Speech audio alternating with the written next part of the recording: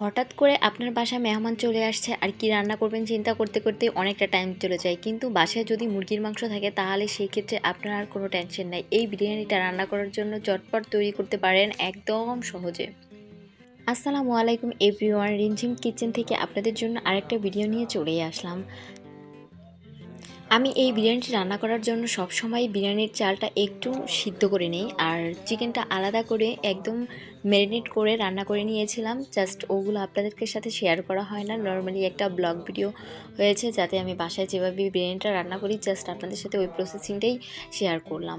আমি রোস্টটা করে নিয়েছিলাম, আর পোলাওর চালটা আগে থেকে আমি সিদ্ধ করে ঝুরঝুরে করে নিয়েছি। এখন সেগুলা দিয়ে উপরে আলুটা একদম গোল গোল করে কেটে একটু ফ্রাই করে নিয়েছিলাম, একটু ফুড কালার দিয়ে এখানে পেঁয়াজ ব্রেস্তা অ্যাড করে দিয়েছিলাম। আপনি 2 রাউন্ডে দিতে পারেন যদি সেক্ষেত্রে আপনার পোলাওর চালটা বেশি হয়। আমার চালটা বেশি ছিল তার জন্য আমি 2 রাউন্ডে দিয়েছিলাম। একটার উপরে আরেকটা দিয়ে আবারও সেই একই প্রসেসে চিকেনগুলো দিয়ে দিয়েছিলাম।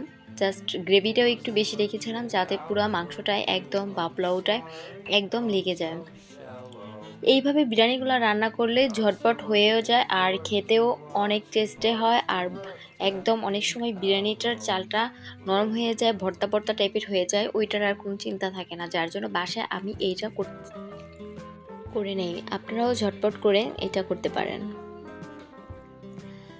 ফুললি এরকম একটা ভিডিও দেওয়া হয়নি, আপনারা চাইলে আমি আর সম্পূর্ণ ভিডিওটার রেসিপিটা দিব, অবশ্যই কমেন্ট করে জানাবেন। গোল গোল করে আলুগুলো একদম দিয়ে দিয়েছি। এই আলুটা আমি আগে থেকে সিদ্ধ করে নিয়েছিলাম, সিদ্ধ করে বেঁচেছি। যদি সেই ক্ষেত্রে কাচ্চির মতো হয় সেক্ষেত্রে আপনি আলুটা কাঁচাই ভেজে দিতে পারেন, তা না হলে সিদ্ধ হবে না, যার জন্য আমি আলুটাকে আলাদা করে সিদ্ধ করে নিয়েছিলাম। আর এক্সট্রা কাঁচামরিচগুলো দিয়েছি যাতে ফ্লেভারটা অনেক সুন্দর আসে। আর এখানে আমি ফুড কালার ইউজ করেছিলাম। আমার হাতে জাফরান ছিল না বা জর্দার রং ছিল না, তার জন্য ফুড কালার বাসায় ছিল আর জাস্ট ওইটাই দিয়েছি। একটু ফ্লেভারও এই ফুড কালার কাছ থেকে অনেক ফ্লেভার আসে। আর এখানে আমি একটু কেওড়া জল দিয়েছিলাম, কেওড়া জলটার কারণে বিরিয়ানিটা খেতে অনেকটা ফ্লেভার যুক্ত হয় আর খেতেও অনেকটা টেস্টি হয়।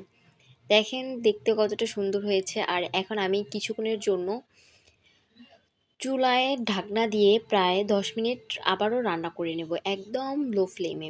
হাই ফ্লেমে দেওয়া যাবে না, সেই ক্ষেত্রে আপনার কড়াইয়ের নিচে লেগে যেতে পারে হয়তো বা। এই তো আমার 10 মিনিট রান্না করা শেষ, দেখেন কতটা সুন্দর হয়েছে দেখতে।